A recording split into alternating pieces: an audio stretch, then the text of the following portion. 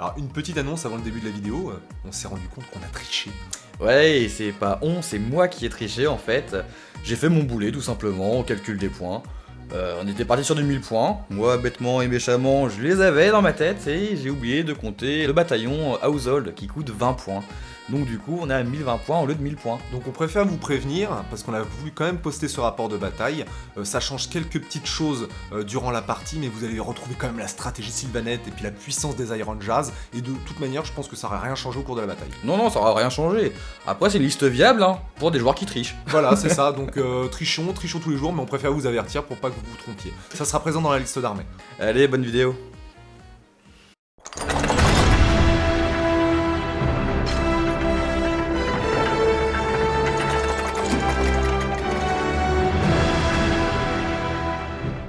Ah, salut Mathieu. Salut Alex, ça y est, je suis enfin devant le micro.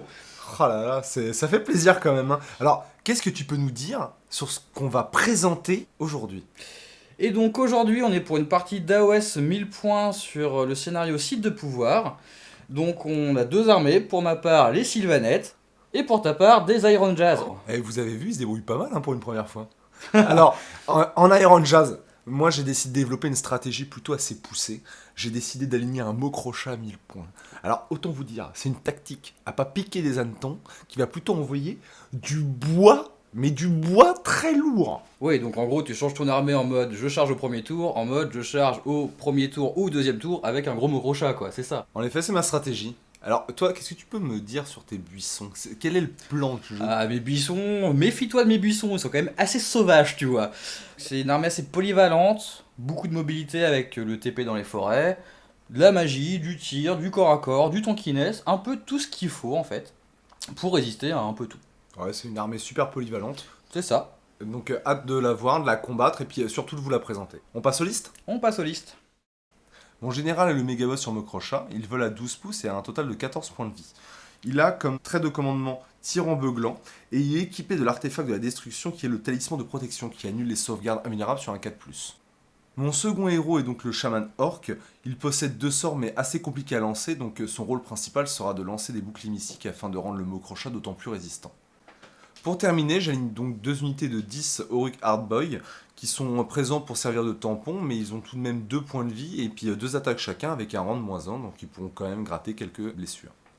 Alors ma stratégie est à la fois simple, mais il va falloir réfléchir quand même un petit peu parce que en fait je me retrouve à avoir 2 unités d'orques noirs qui vont être vraiment là pour protéger le chaman. L'idée quand même c'est d'avoir tous ces orques qui permettent au chaman d'avoir des bonus pour lancer ses sorts. Mon Mokrocha, il va falloir qu'il contrôle un des sites de pouvoir, mais il va falloir surtout qu'il élimine des menaces. Alors j'ai beaucoup misé sur lui, et je l'ai équipé en conséquence pour pouvoir soloter les unités adverses. Il me fait peur ton Mokrocha, j'avoue sur cette partie-là, c'est la grosse menace de la partie. Et bah ça va être tout ou rien, parce que si tu arrives à l'éliminer rapidement, la partie est pliée de mon côté. A contrario, si tu commences à le laisser gratter et d'infliger trop de blessures à tes figurines, il va pouvoir contrôler les pions objectifs et t'empêcher de pouvoir toi marquer des points. Ouais, mais avec ces 14 points de vie, ça va être quand même très compliqué, je pense. Bah écoute, on va voir, présente-moi ta liste. Le Scalar d'Ancien, le général de mon armée, c'est aussi un mage avec le sort Repousse qui permet de soigner les unités sylvanettes alliées. Il permet d'invoquer des forêts à chaque phase de héros, et en plus il est tanky grâce à son armure de chaîne qui lui donne une sauvegarde de 2+. Voici ma Branch Witch, donc c'est le deuxième mage de mon armée. Elle est là pour infliger des blessures mortelles à l'adversaire. Idéalement, elle est aussi présente pour prendre des sites de pouvoir. Et elle est dotée d'un artefact qui lui donne +2 au lancement de ses sorts. J'ai 20 dryades, c'est le cœur de mon armée, c'est une unité très polyvalente. Elle permet de temporiser l'adversaire avec sa sauvegarde de 4+, et d'infliger pas mal de blessures avec sa saturation. Ma deuxième ligne, les 5 Stray Revenant, grâce à leur aptitude à pouvoir se TP, ils ont pour rôle tout simplement d'assassiner les héros adverses, ce qui peut être pratique pour ce scénario-là. Les Kurnautes, les archers de mon armée, grâce à leurs 6 tirs à D3 blessures, ils permettent de tuer des héros isolés ou de tirer sur des grosses menaces, comme un Mokrocha. Alors de mon côté, c'est simple, je vais invoquer plein de forêts pour avoir beaucoup de mobilité grâce au TP. Mes héros ils sont là pour prendre des objectifs, ils vont pas essayer de tuer les adversaires, eux c'est vraiment focalisé objectif, je vise pas du tout la table rase. Mais c'est vrai que moi ça m'inquiète un peu à chaque fois tes invocations de forêt, et surtout en fait les 20 dryades avec tous leurs bonus, ça leur permet vraiment de faire du zonage sur la table, et ça m'empêche de pouvoir me déplacer, et puis limite d'aller chercher tes petits héros. Ah bah c'est sûr que mes 20 dryades quand ils sont dans la forêt, ils sont très compliqués à déloger quoi. Et puis n'oublions pas les 3 Kurnoth aussi équipés d'arc. Hein. D'accord, ils ont souvent du mal à toucher, mais s'ils passent les sauvegardes d'armure, Ah mes Kurnoth ouais c'est d'une partie à l'autre, c'est le jour et la nuit, c'est soit ça passe, ça fait des gros dégâts, ou sinon ils font rien. espérons que ça soit un peu la nuit quand même sur cette partie. Le scénario et les 3 sites de pouvoir. Alors on a décidé pour ce rapport de bataille de disposer les 3 sites de pouvoir en diagonale, tout simplement parce qu'on a une table de 120 sur 120 et on voulait pas en fait que les objectifs soient trop proches les uns des autres. Alors le but de ce scénario c'est que nos héros doivent contrôler en fait un des objectifs pour obtenir des points. Combien de points rapportent ces objets? Donc le héros qui contrôle l'objectif, il gagne un point au tour où il prend le site de pouvoir, et 2 points s'il le contrôlait déjà au tour précédent. Et ainsi de suite au fur et à mesure de la partie. Alors pour contrôler un objectif, il faut être à 3 pas de celui-ci, et s'il y a déjà un héros adverse qui le contrôle, le seul moyen de lui ravir ce site de pouvoir, c'est de l'éliminer. Il Et n'y a ouais. pas d'autre moyen. Il faut le tuer effectivement. Donc ça va être une partie assez violente. Donc avant la phase de déploiement, je fais popper une forêt entre les 2 sites de pouvoir grâce à mon aptitude d'agent Sylvanette pour pouvoir contester les sites donc, de droite et du centre. Niveau positionnement de mon armée, je mets le gros cœur de mon armée, donc toutes mes unités et mes héros proches de la forêt. Leur objectif c'est de foncer dans la forêt et de contester donc, le point central et à droite. Mes Kurnoth positionnés dans le décor à gauche. Bon, t'as pas trop de tir dans ton armée, mais je m'assure de la charge de ton mot crochat qui me fait un peu peur quand même. C'est surtout que là, les Kurnoth, je vais avoir du mal à les chercher parce qu'ils sont loin des objectifs et ils sont bien protégés grâce au couvert. De toute façon, les Kurnoth sont là pour faire du fond de table et de tirer sur tout ce qui bouge. J'ai décidé de déployer mes 2 unités de Hardboy sur mon flanc gauche avec le chaman juste en arrière, avec pour idée de m'approcher le plus rapidement possible des 2 pylônes du centre afin de les contester. A contrario, le Mocrochat s'est déployé sur mon flanc droit au maximum afin de pouvoir s'approcher lui sur le site de pouvoir le plus à droite, mais aussi de pouvoir faire un peu de zoning pour éviter que son homme arbre ou alors que d'autres unités puissent s'emparer de cet objectif. Et surtout d'aller un petit peu titiller les Kurnoth si le cœur m'envie. Oui, ça m'a surpris ton déploiement parce que je pensais pas que t'allais mettre ton mot crochat si loin. Justement, c'était l'idée, c'était en fait, je ne voulais pas que tu saches trop ce que j'allais faire avec la créature. Je voulais pas que tu te dises, ah bah en fait, il va prendre le pion, il va pas bouger, ou alors, ah tiens, il va m'attaquer, il va me charger. Donc voilà, je voulais un petit peu que tu te splits. Oui, bah là, vu les déploiements qu'on a, ça va être un gros combat au niveau du centre et de ton flanc gauche, entre tes Zorouk et toute mon armée en fait. C'est ça. Bah écoutez, que la partie commence. Donc début du tour 1, je prends l'initiative. Alors là, tu prends un risque, parce que tu m'octroies peut-être la possibilité d'avoir le double tour. Ouais, je sais bien, mais je voulais tirer en premier pour faire un peu de dégâts sur ton mot crochat qui me met toujours autant la pression en fait. Je comprends. La partie n'est pas encore commencée que j'ai déjà le stress du mot crochat. Donc du coup, je commence, j'essaye d'invoquer une forêt que j'aurais bien voulu placer entre les 2 autres sites de pouvoir, mais je rate. Après, je fais une présence exaltante sur mes dryades. Je fais un bouclier mystique aussi dessus, parce que j'ai pas autre chose à faire que mes dryades, je veux pas qu'elles meurent rapidement. Donc la phase de héros, c'est rapide, classique. Au niveau de la phase de mouvement, bah, c'est simple. Mes Kurnoth, ils bougent pas. Tout le reste de mon armée avance donc vers la forêt pour essayer de se rapprocher le plus rapidement possible des 2 sites de pouvoir. Alors là, tu as déjà mis ta stratégie en place, on va dire un peu de la tortue, c'est-à-dire que tu as réussi à booster tes dryades et à déjà les intégrer dans la forêt pour les protéger au maximum. Ah oui, c'est ça, moi mon but c'est mes dryades, bouclier mystique, présence exaltante dans la forêt. Avec ça, Bon, c'est le mouvement de base qu'il faut faire avec. c'est voilà, c'est la les stratégie pure Sylvanette, on va dire. Après, au niveau des tirs, mes Kurnoth tirent sur ton mot crochat. Ah, il a osé. Et j'ai osé, et ils ont fait 2 petites blessures quand même. Alors là, j'ai été scandalisé quand même, hein, parce que franchement, il a pas le droit de mourir avant d'avoir un petit peu de tapé, quoi. Oui, mais 2 blessures, il a 14 points de vie, la bestiole, quoi, donc c'était large. On commence toujours par un petit peu, puis après on s'arrête plus. Hein. Ah bah c'est le but. Moi, le but c'est de buter ta grosse bestiole. Alors à mon tour, j'ai décidé en phase de héros de avancer mes Zorouk grâce à mon trait de destruction qui me permet d'avancer d'un des 6 pas en phase de héros. Donc j'avance les 2 unités d'orque noir tout droit. Et je décide de déplacer un petit peu mon chaman à cette phase de héros, ainsi que mon Mocrochat, afin qu'il soit à 18 pas de portée, afin de balancer un bouclier mystique sur le Mocrochat et d'éviter de reprendre une salve de flèches qui leur ferait encore baisser des points de vie. Ensuite, on arrive à la phase de mouvement, et là, je mets en place un peu la stratégie que j'avais fait au travers de mon déploiement.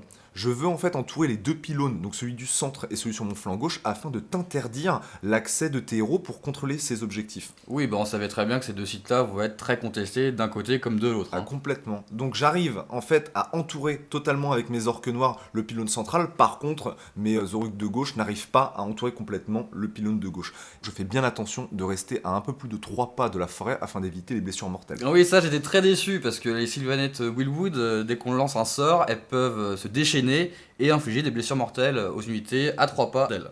Ensuite, mon chaman en phase de mouvement, il décide de se mettre dans le couvert sur le décor sur mon flanc gauche, juste derrière les orques noirs. Ouais, il se planque lui, hein. Je me dis qu'au bout d'un moment, peut-être que tu vas décider de tirer dessus, hein, mais on va voir. Ma phase de mouvement se termine avec le Mokrocha. Alors, en tant que volant et avec son mouvement de 12 pas, il arrive en fait à ravir le pion, le pilier central. Et il se déploie juste avec l'espoir derrière de pouvoir tirer sur tes cœurs-notes et de déclarer une charge dessus. Donc, en phase de tir, j'essaie de tirer, je touche, je blesse, mais par contre, tu arrives à sauvegarder. Je sauvegarde, comme je disais, ils sont dans leur couvert là, donc ils sont inchopables pour moi. Ensuite, je passe à la phase de charge et, vous me connaissez un petit peu, je joue à Iron Jazz, je suis pas connu pour être un grand poète, donc je me dis c'est pas possible, ce pion objectif c'est bien de le contrôler, mais c'est encore mieux de pouvoir charger des bouts de bois. Je tente, et évidemment je rate ma charge, j'étais un peu loin. Et là, je me marre quoi, ton Mokrocha qui est pas si loin que mes Kurnoth, et du coup, je pense peut-être à charger ton Mokrocha après. Tout à fait. Alors je décide de finir mon tour, mais par contre j'ai la chance de marquer le premier point objectif. Oui, ça par contre, tu prends l'avantage là-dessus. Donc là, début du tour 2, tour très important niveau stratégie, parce que si tu as l'initiative, tu vas charger, je vais avoir très mal.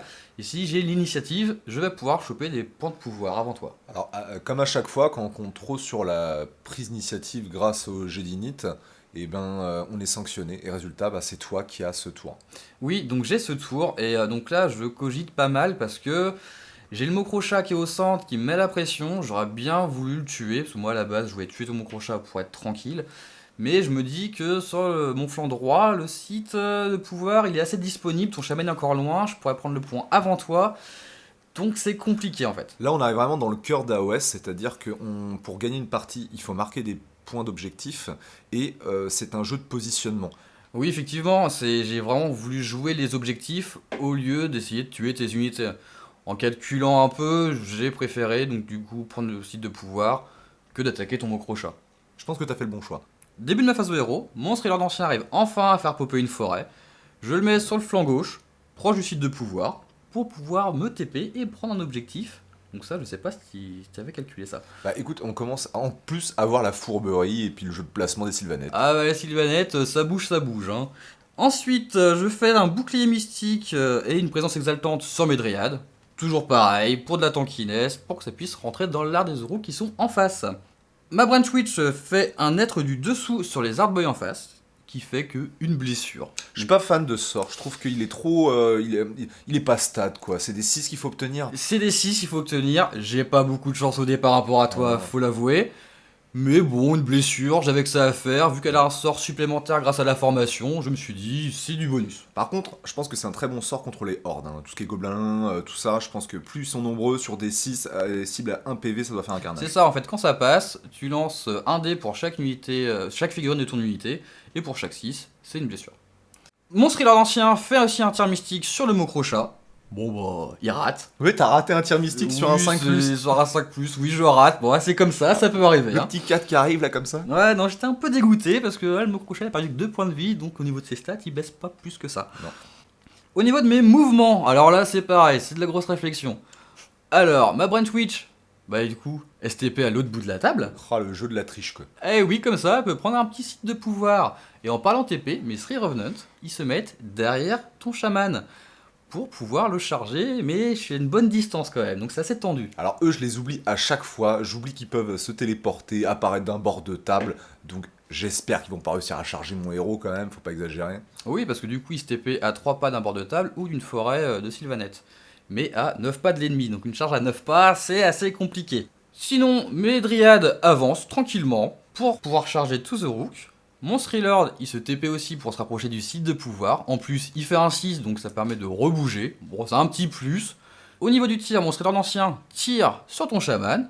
Alors là, mon chaman, qu'est-ce qu'il fait? Il se met à plat ventre, il se cache derrière un caillou, et il arrive à sauvegarder. Oui, parce que voilà, ça me saoule. Mon Thriller, il fait des tirs mystiques, ça touche pas. Il tire, ça touche, mais tu sauvegardes. pour l'instant, il est pas très efficace.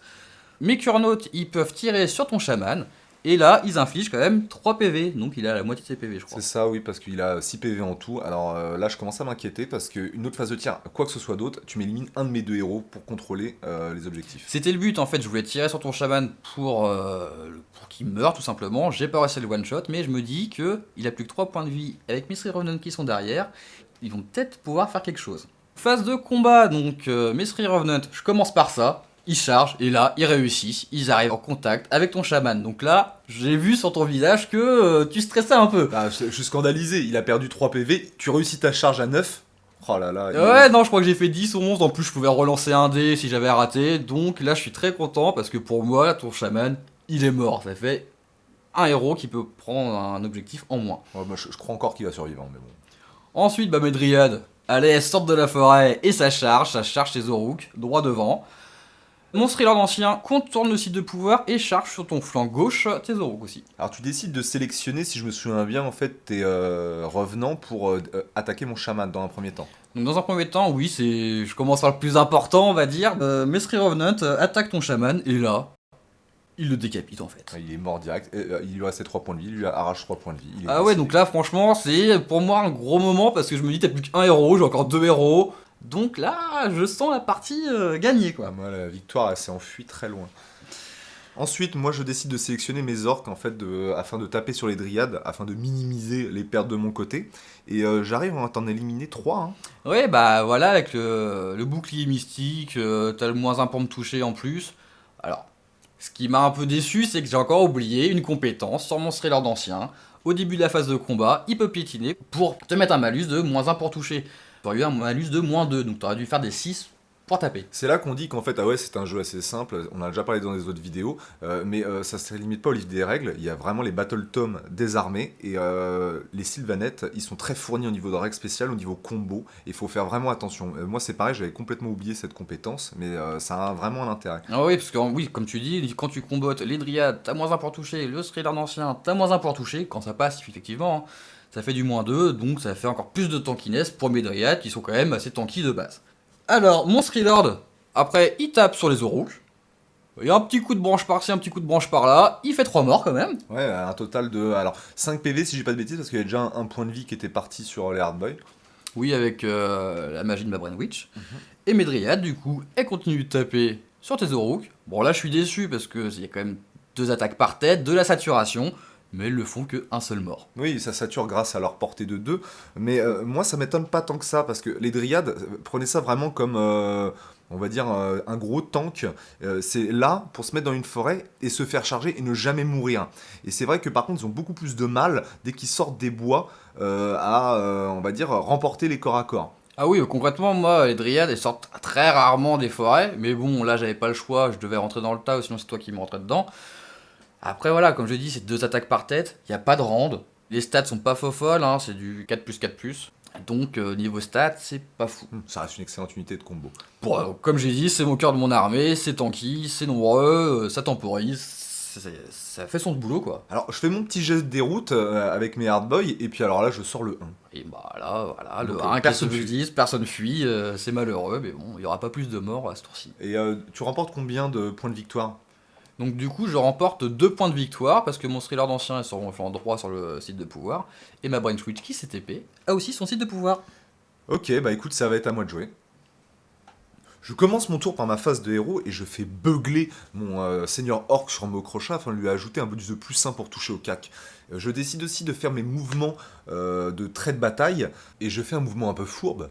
Je renvoie en fait mes hardboys en direction de la Brand Witch, Ah ceux bah, qui étaient sur le centre. oui, je la vois qu'elle est toute seule là-bas, tu vas pas la laisser prendre des points gratuitement, donc je pense que tu vas la rentrer dedans quoi. Et d'autant plus qu'en fait, le Mokrocha est assez volumineux et j'ai besoin de place pour la suite de mon mouvement. Ouais, ça j'avais pas calculé que tu voulais placer ton Mokrocha en gardant ton site de pouvoir et en pouvant taper mes dryades. Alors, tout de suite, je passe à la phase de mouvement parce qu'en fait, mon trait de bataille qui permet de déplacer un des 6 ne sert pas pour le Mokrocha. Il est trop gros. Même si je fais un 6, je peux pas le déplacer correctement pour le positionner à cause de tous les décors. Donc, en phase de mouvement, je fais tout simplement courir mes hardboys en direction de la Brand Witch.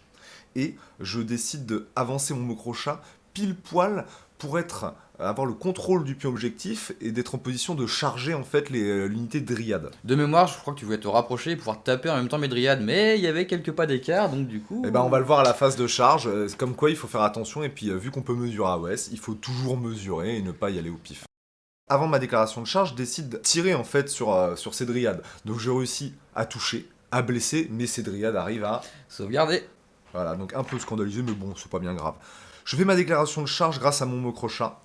Il y arrive, et c'est là que je me rends compte que je suis obligé de quitter le pion objectif d'un demi-pas. Ouais, non, c'est pas grand chose, mais C'est le là, jeu. ça change tout, quoi. C'est soit tu quittes ton point d'objectif, ou soit en gros tu veux annihiler mes dryades et faire du petit bois. Et je joue orc, donc on a décidé d'annihiler les petits bois. Ouais, t'as joué le beau jeu là, t'as joué le beau jeu. À la phase de charge, la masse dévastatrice se déclenche et je n'arrive à faire que 2 blessures mortelles sur mes 8 dés. Donc en fait, la masse dévastatrice, ça se fait en phase de charge.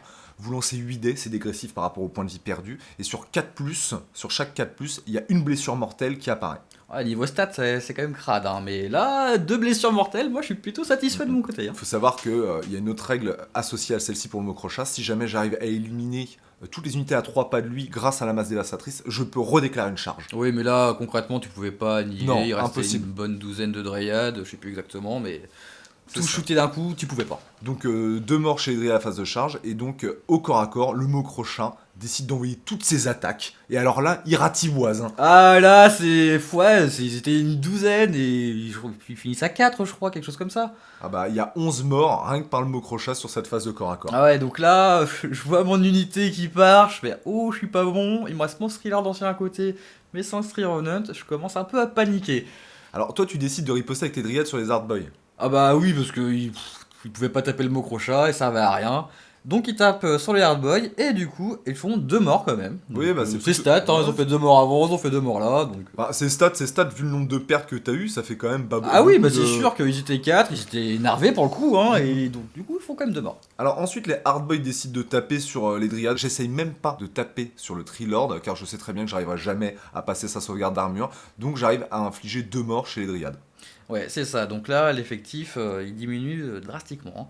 Par contre, moi, mon thriller, du coup, il est toujours à côté, donc il tape, et du coup, il fait 4 morts. Dont un par empalement, et mon unité est complètement annihilée. C'est ça, donc j'ai une unité qui est bien amochée, et toi, t'as une unité qui disparaît. En gros, d'un côté, on a le thriller d'ancien, le mot crochat, et mes Thriller Revenant, et toi, t'as tes Zoro qui essayent de choper, en gros, courageusement, ma Branch Witch qui est toute seule, hein. Et encore une fois, j'espère obtenir le double tour, on verra si j'arrive à l'avoir. Mais par contre, au niveau des points de victoire, à cause de cette petite erreur en fait de mesure et puis de placement, eh bien je ne contrôle aucun objectif et donc je marque 0 points. Et oui, et donc là, l'écart commence à se creuser. C'est là qu'on se dit que peut-être que à cause de ce mouvement, j'ai perdu la partie là. Ouais.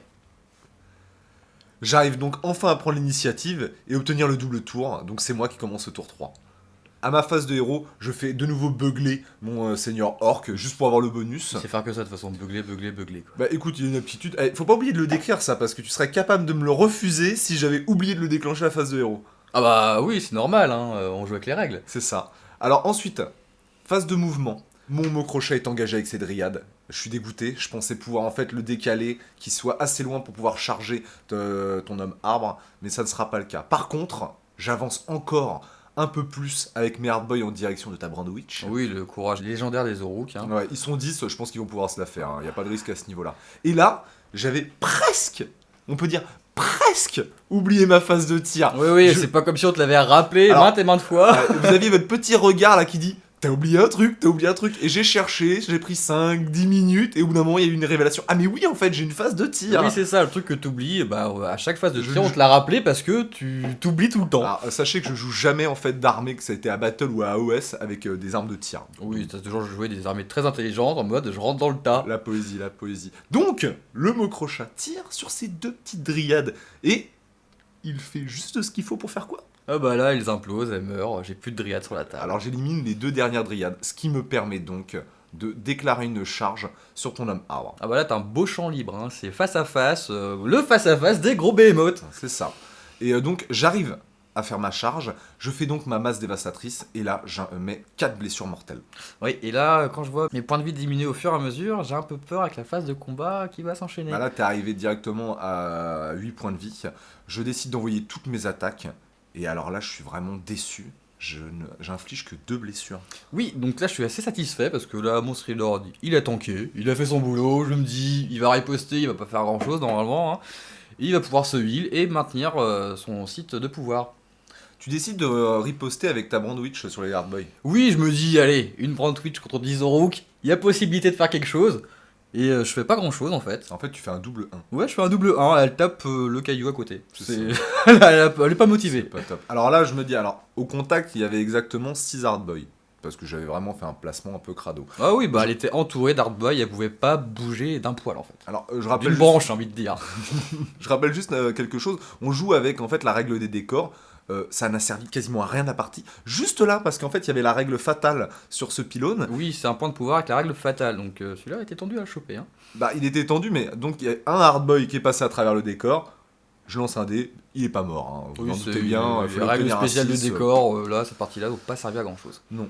Et alors là, je suis dégoûté parce que mes Hardboy, ils te retirent juste un PV, quoi. Et oui, elle tient pas mal ma branch witch. Mais Donc c'est- du coup, je me dis, elle va encore gagner des points, t'arrives pas à me la tuer. Bon bah là. Non mais écoutez, c'est scandaleux. Je saturais un truc de dingue. Ah bah, et il y a 10 qu'un contre 1. PV, quoi. 10 contre 1 et elle tient. Par contre, je vais te laisser parler de ce qui suit parce que c'est un moment assez difficile. Alors oui, effectivement, mon thriller d'ancien, qui est là principalement pour tanker, il va taper sur le mot crochat. Et là, je sais pas ce qui se passe. Depuis le début de la partie, il fait pas grand chose. Il fait une ou deux blessures à droite à gauche. Et là, il tape et il inflige 11 blessures. Je fais un 5 à un 6. Et donc là, Alex, il est anéanti en fait. Je déteste ton armée en fait. Je déteste cette armée de bouts de bois qui ont tout, quoi. Bah oui, mais là, j'ai fait les bons jets au bon moment. T'arrives pas à sauvegarder en plus. Donc là, tu perds 11 points de vie d'un coup. Je crois qu'il lui reste quasiment rien, un ou deux PV. je Ouais, sais c'était plus. ça. Il avait pris 2 points de vie au début. Donc il lui reste 1 point de vie. Et là, je me dis, prochaine phase, bah ton mot crochat, il va partir en C'est morceaux impossible, c'est quoi. impossible qu'il survive. Donc je termine mon tour en marquant 0 point de victoire. On le sait déjà à ce moment-là. La victoire, je ne peux pas la rattraper, quoi. C'est impossible. Bah non, c'est ça. En plus, tu auras tué mon thriller d'ancien. Là, ça aura changé totalement la partie. Mais malheureusement, il tient. Il est toujours présent. Et puis, il va sûrement tuer ton mot crochat. On finit cette partie sur ton tour, toi? Alors, début de mon tour, donc mon thriller ancien se heal, parce qu'il n'avait pas encore eu l'occasion de se heal depuis le début de la partie, vu qu'il t'a pas osé le taper. Donc il récupère 2 points de vie. Je me suis dit, au lieu de faire un sort offensif sur ton mot crochat, je préfère le up en points de vie pour qu'il tape un peu plus fort.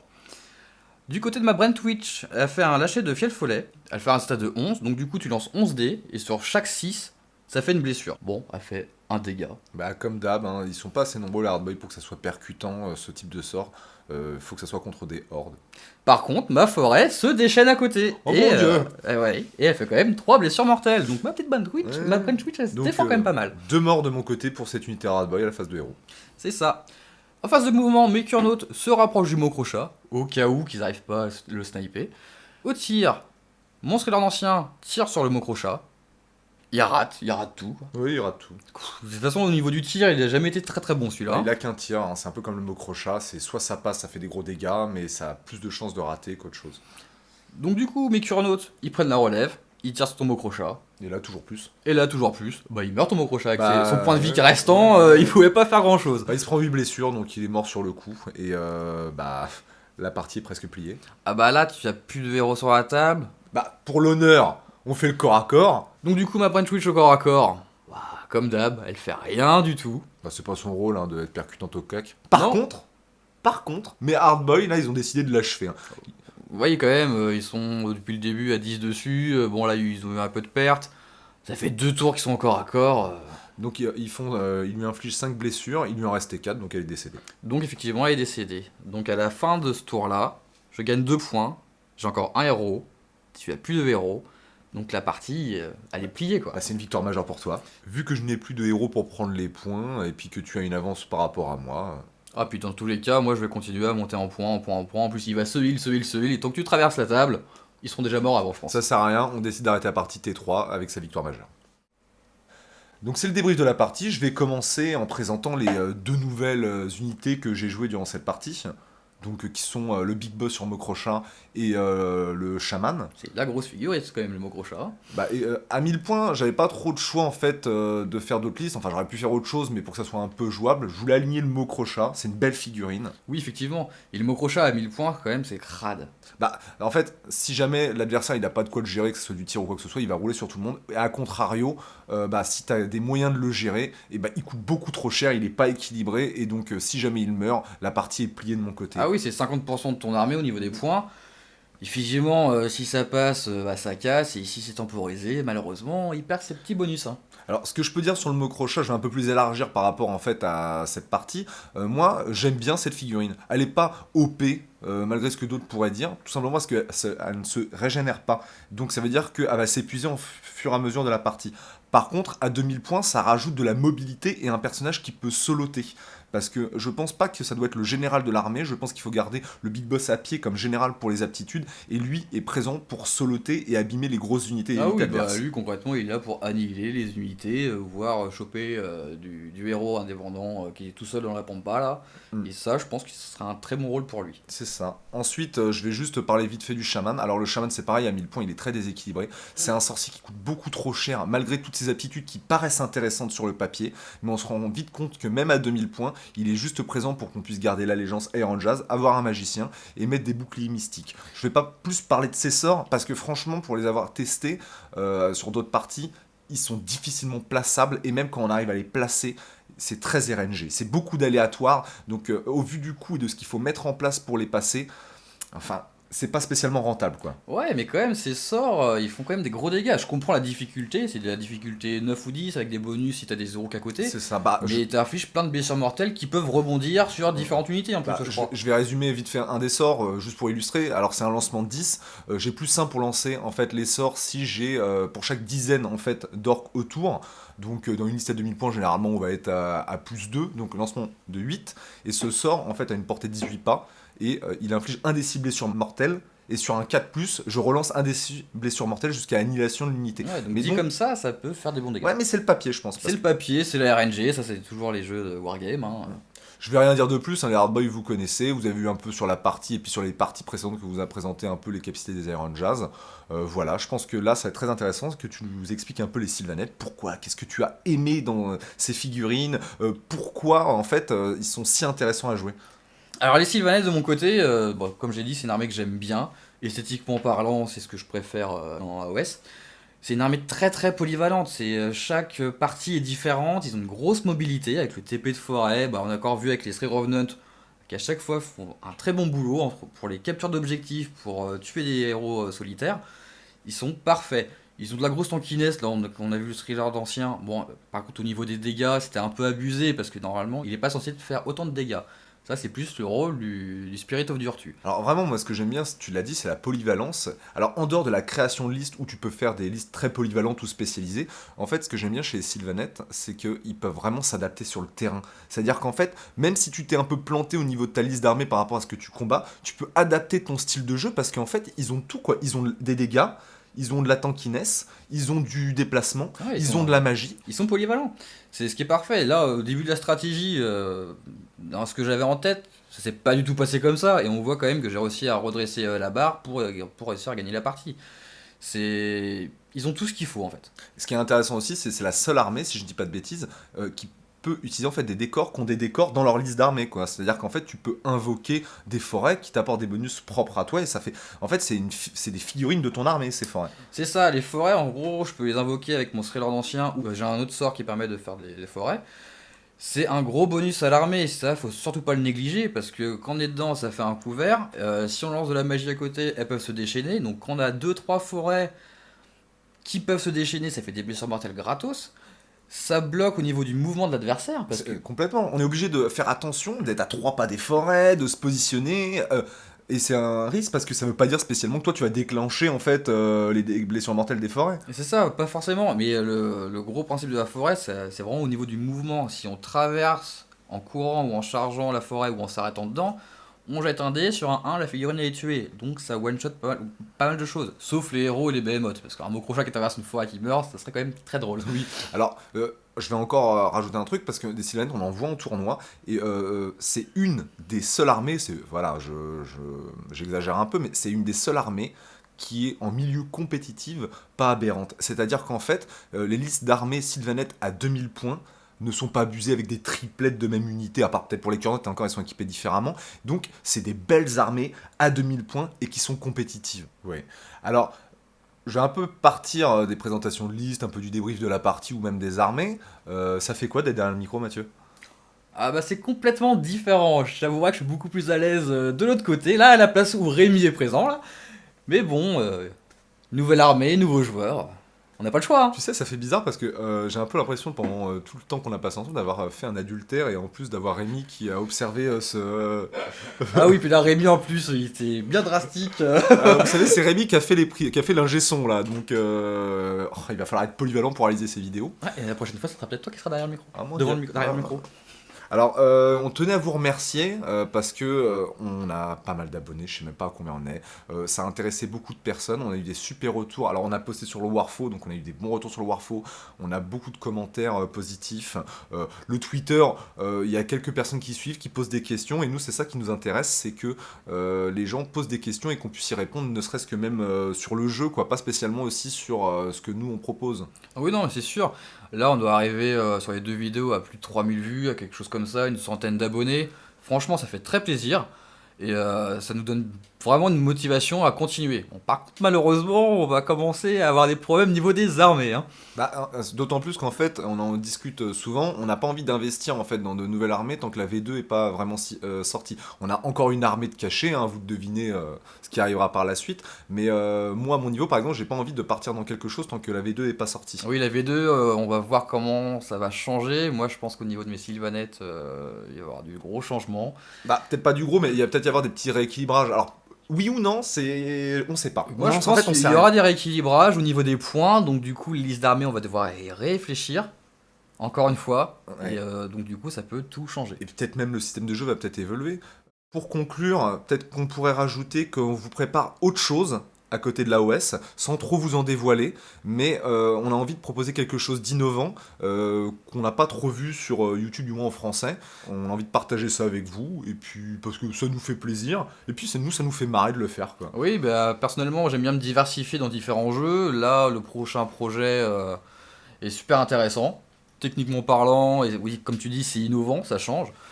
Mais c'est pas pour ça qu'on va délaisser AOS, hein. Ah non, pas du tout. Faut savoir que nous, on est toujours des joueurs avant d'être quoi que ce soit d'autre. Et AOS, on a besoin aussi que ça évolue avec cette V2 ou alors d'autres sorties d'armée pour vous proposer du contenu. Donc voilà, je crois qu'il n'y a pas grand chose d'autre à rajouter. Non, je pense qu'on a fait le tour. Bah écoutez, je vous souhaite une belle fin de journée et puis à bientôt. À bientôt, salut!